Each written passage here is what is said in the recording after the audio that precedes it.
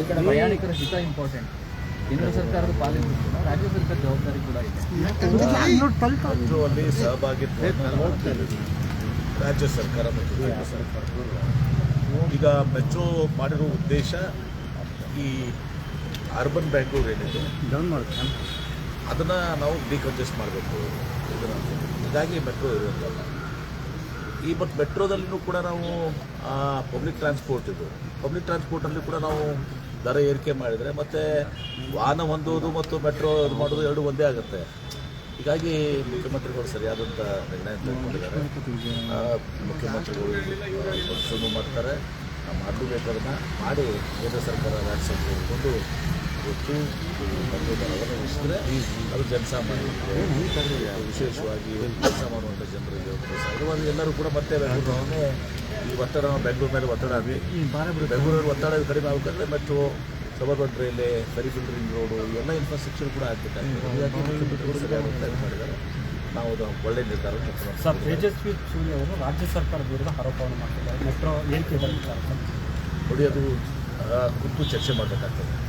ರಾಜ್ಯ ಸರ್ಕಾರ ಕೇಂದ್ರ ಸರ್ಕಾರ ಕೂತ್ಕೊಂಡು ಒಂದು ಸಹ ಚರ್ಚೆ ಮಾಡಿ ಮೆಟ್ರೋಗೆ ಹೋಗಿ ಅಂಗಡಿ ಇದ್ದಾರೆ ಕೂತ್ಕೊಂಡು ಚರ್ಚೆ ಮಾಡಿ ಒಟ್ಟಾರೆ ಎರಡೂ ಸರ್ಕಾರಗಳು ಜನರ ಮೇಲೆ ಹೊರೆ ಆಗುವಂಥದ್ದು ಕೆಲಸ ಆಗ್ತಾಯಿದೆ. ಅದಕ್ಕೆ ಮುಖ್ಯಮಂತ್ರಿಗಳು ಹೇಳಿದ್ದಾರೆ. ಈಗಾಗಲೇ ಮುಖ್ಯಮಂತ್ರಿ ತಮ್ಮ ರಾಜ್ಯದ ಭಾಗವನ್ನು ಅವ್ರು ಹೇಳಿದ್ದಾರೆ.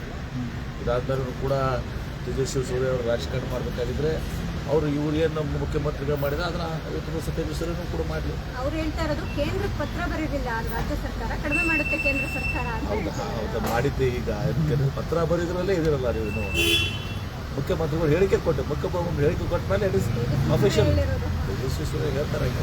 ಸರ್, ಮುಖ್ಯಮಂತ್ರಿಗಳು ಏನು ಹೇಳಿದ್ದಾರೆ, ನಾವು ರಾಜ್ಯ ಸರ್ಕಾರ ಉಳಿಸ್ತೀವಿ ಅದ್ರ ಮೇಲೆ ಮುಖ್ಯಮಂತ್ರಿ ಹೇಳಿಕೆಯನ್ನು ತಗೋಗ್ತಿದ್ದಾರೆ. ಸರ್, ಹೋಮ್ ಮಿನಿಸ್ಟ್ರು ನಿಮ್ಮವ್ರು ಹೇಳಬೇಕಾಗಿತ್ತು. ಹಾಗೆ ಕೇಂದ್ರ ರೈಲ್ವೆ ಸಚಿವರು ತಿಳಿಸಿ ಮೆಟ್ರೋ ಯಾರಿಗೆ ಬರ್ತದೆ?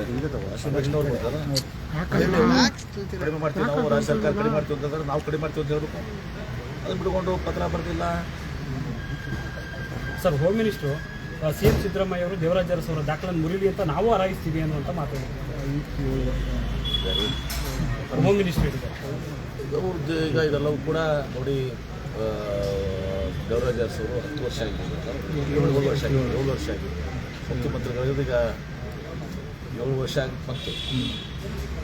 ಮುಖ್ಯಮಂತ್ರಿಗಳು 7 ವರ್ಷಕ್ಕೆ 10 ವರ್ಷ ಆಗ್ತಾ ಉಳಿತಾರೆ ಪೂರೈಸ್ತಾರೆ.